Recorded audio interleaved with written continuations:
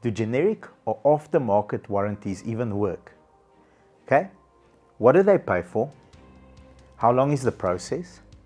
And who should be in charge, or in control rather, of your claim process? Who is it, the client or the dealership that you bought the warranty from? Okay, let's dive into this very murky subject and get you some clarity. My name is Bobby Petkoff, Group CEO of Mit-Mak Motors, and I'm here to tell you about aftermarket warranties.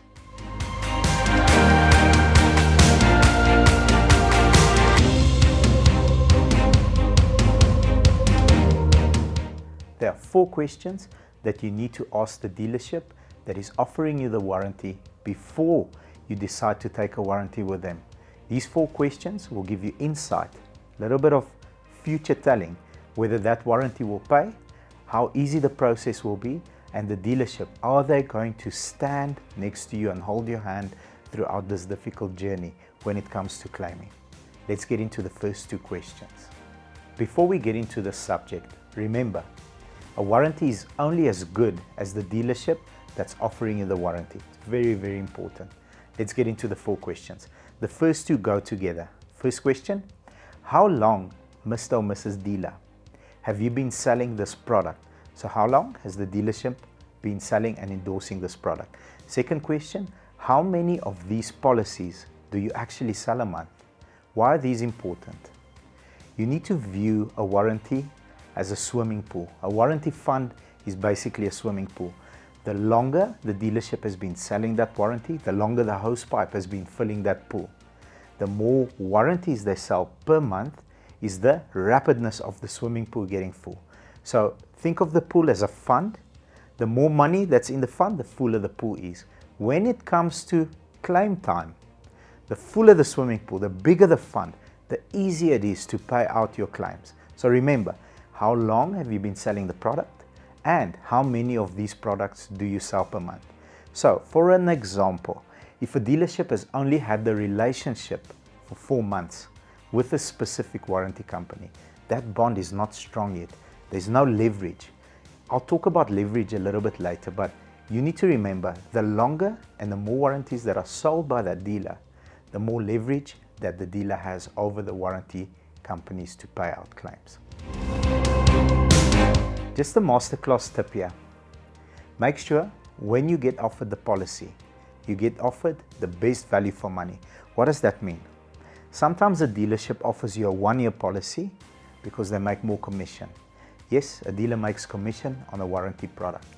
Okay, so for example, if a 1-year policy costs X, a 2-year policy is only 30% more. So inquire not only about the length of the policy, but what category are you in. So no matter what the vehicle year model is and the mileage, it will fit and slot into a specific category. You need to make sure that that vehicle slots in the right category for the right term.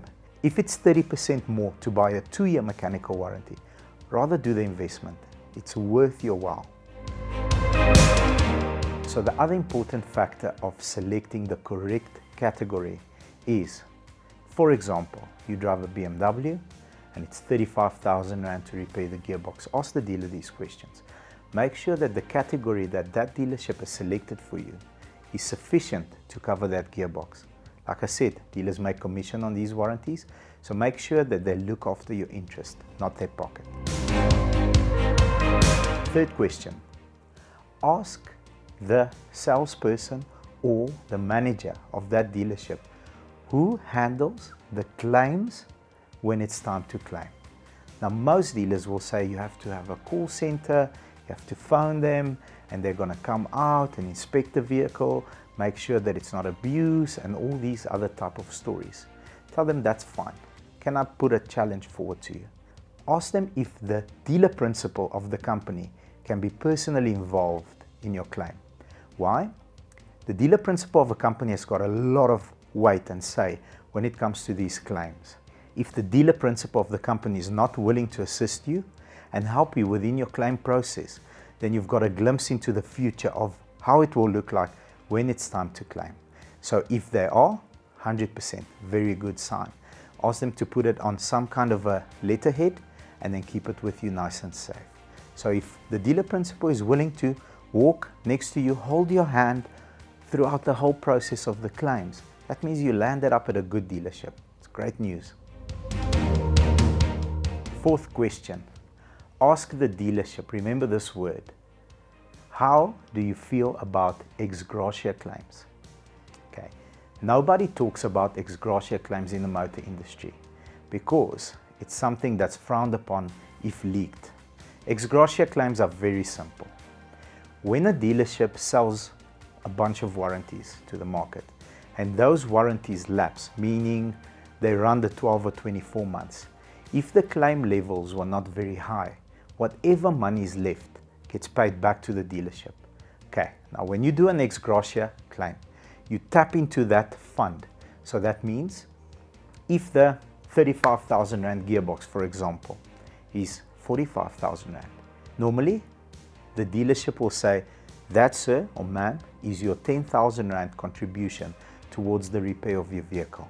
Now when they do an ex gratia claim, very few do it, but some do actually do it. That means they take the 10,000 Rand out of that fund, out of that bonus, if you might call it, they would get at the end of the term, and they help their customers out. So ask the salesperson first, Mr. or Mrs. Sales Lady, do you know about ex gratia claims? If they say, no, we don't do that, that's another glimpse into the future of your claim process. It's a different story if the ex gratia claim fund is depleted. That means that dealer just helps everybody and they decline to do so. It's a different story. But if they don't know about it, or they say, no, we don't understand that, we don't do it, that means it's not promoted from the top. So the dealer principal or the CEO, whoever's in charge of that dealership, doesn't notify the people about it. They want to keep that fund to themselves. So let's just wrap it up here.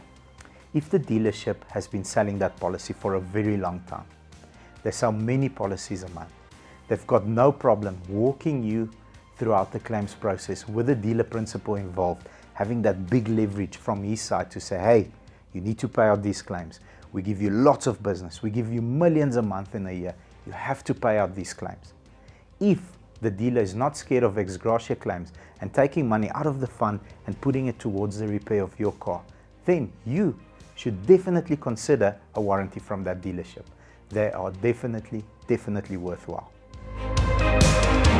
So if you like and enjoy this type of content, if you feel that this might help a family friend or a family member, please share it. Also, hit the subscribe button as well as the bell. And the next Mit-Mak episode will come through the notifications from our channel. Take care, everybody.